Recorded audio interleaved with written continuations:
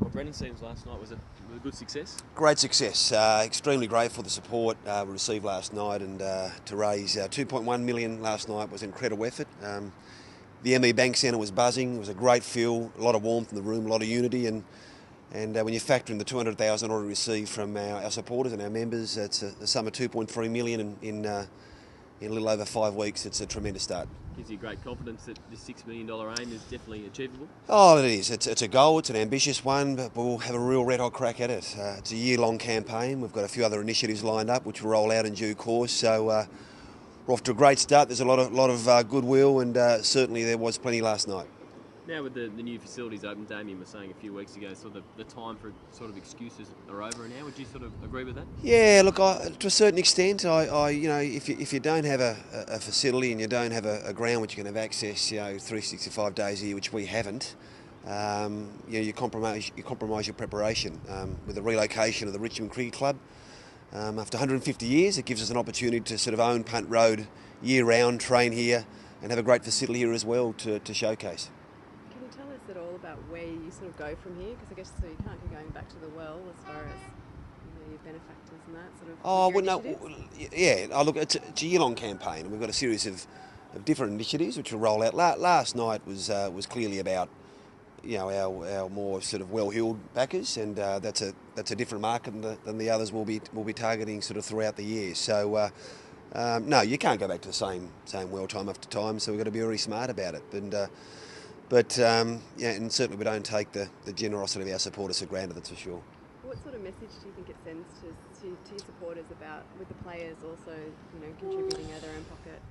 Yeah, look, I think the players. Look, I was blown away, to be honest. I had an indication they were going to contribute some, and certainly they weren't told to, or they weren't asked. It was their own initiative, but when it was confirmed on the night, they were contributing $125,000, and collectively we've got a very young list, and I thought it was a fantastic initiative, and it just indicates the willingness to invest in their own futures. But the board, staff, players, we're all got skin in the game, and I think that's really important.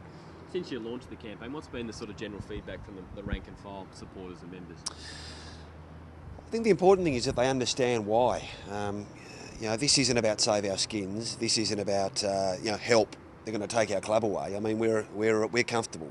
We're going along nicely. We can meet all obligations, but this is about being as good as we can be, and it's about recognising that the willingness to invest in your football department really matters these days. It really does matter.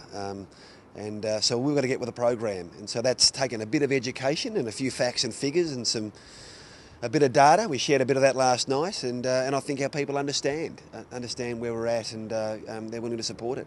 Start of the season, less than a week away. Do you get a jittery ahead of round one, given it hasn't really gone to plan the last couple of years? No, it hasn't. To be honest, I haven't had time to think about it. I've been focusing on